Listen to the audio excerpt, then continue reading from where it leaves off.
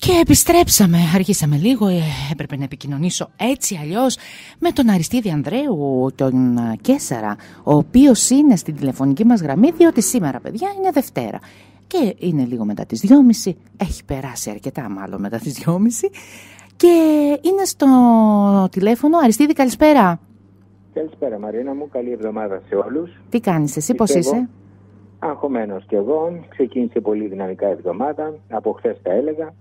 Να δούμε τώρα οι καταστάσεις πώς προϊονίζονται για όλα τα ζώδια. Για πάμε.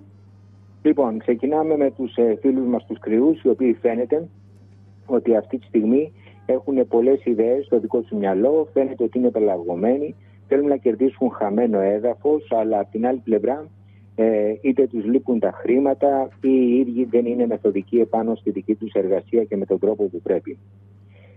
Το αντίθετο συμβαίνει πάλι από την πλευρά των φίλων των Ταύρων.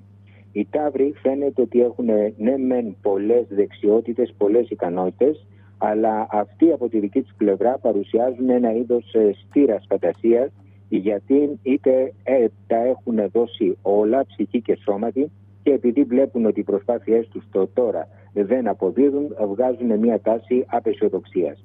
Προσωπική μου συμβουλή θα ήταν ότι θα έπρεπε καλύτερα να κινηθούν έτσι με μεγαλύτερη και αυτή μεθοδικότητα και με μεγαλύτερο πείσμα. Όσον αφορά στο ζώδιο των διδύμων, οι δίδυμοι φαίνεται ότι ήρθε η ώρα να πάρουν μεγάλες και σωστές αποφάσεις, ιδιαίτερα στη χρονική περίοδο αυτής της εβδομάδας, αποφάσεις οι οποίες μπορούν να αφορούν τα αισθηματικά, τα οικονομικά, ταυτόχρονα και τα επαγγελματικά. Ωραία. Δείχνει ότι κάποιοι από αυτούς θα πάρουν αποφάσεις οι οποίες θα στιγματίσουν όλη τους τη ζωή. Όσον αφορά στο ζώδιο του καρκίνου, για τον καρκίνο δύσκολη αυτή η εβδομάδα, όπως προείπα και προηγουμένως, φαίνεται κάποια ταξίδια να αναβάλλονται, να υπάρχουν μεγάλα προβλήματα και μεγάλα εμπόδια στις όποιες καταστάσεις. Όσον αφορά για τους λέοντες, μεγάλη προσοχή, είτε αν είναι λέοντες, είτε αν κάποιοι άλλοι τους προσεγγίσουν, εδώ υπάρχει ένας κοινός παρονομαστής.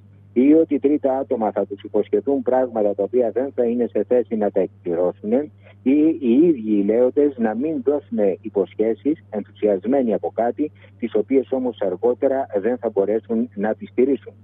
Όσον αφορά στο ζώδιο του Παρθένου, εδώ φανερώνει καυγάδες, κοινωνικές διαμάχες, κάποια σκάνδαλα φαίνεται να αποκαλύπτονται, κάποιες κωμικοτραγικές καταστάσεις, γιατί κάποια μυστικά κρυμμένα βγαίνουν στο φως και στην επιφάνεια. Παρ' όλα αυτά όμως μέχρι το τέλος της εβδομάδας όλη αυτή η κατάσταση φαίνεται ότι σιγά σιγά αρχίζει και εξανεμίζεται. Ωραία. Όσον αφορά στο ζώδιο των Ζυγών, εδώ φαίνεται ότι μετά από αρκετό καιρό αυτοί φαίνεται να απολαμβάνουν τον άμα, τη διαδέση, δηλαδή ότι γνωρίζουν κάποια αγνή αγάπη, αλλαγή, αναγέννηση, ανανέωση. Ας μην βιαστούν όμως να βγάλουν το συμπέρασμα ότι πρόκειται για κάποια καρμική σχέση εάν δεν δοκιμάσουν καλά το δικό του σύντροφο.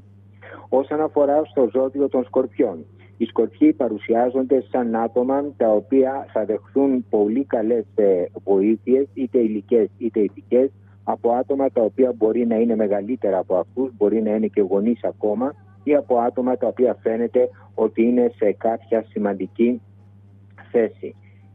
Όσον αφορά τώρα προς το ζώδιο των τοξωτών.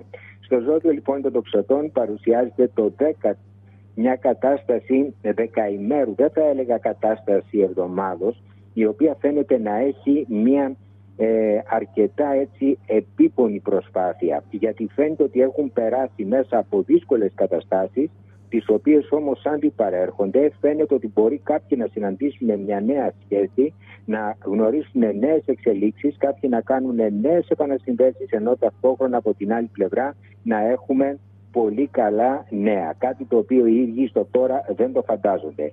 Εδώ θα ήθελα να επιμείνω ακόμα λίγο περισσότερο για τους φίλους μου, τους τοξότες, τους οποίους τους αδείξα την προηγούμενη φορά, παρερχόμενος. Ήθελα να σου το πω τώρα, πρόσεξε μην ξεχάσουμε κανέναν. Γι' αυτό πήγα να γελάσω όταν έφτασα. Ναι, έγινε μεγάλος χαμός, διότι μπαίνανε κάτω από το βίντεο, μπαίνανε άτομα και σχολιάζαν και τους τοξότες, παιδιά, τους τοξότες τους ξεχάσατε.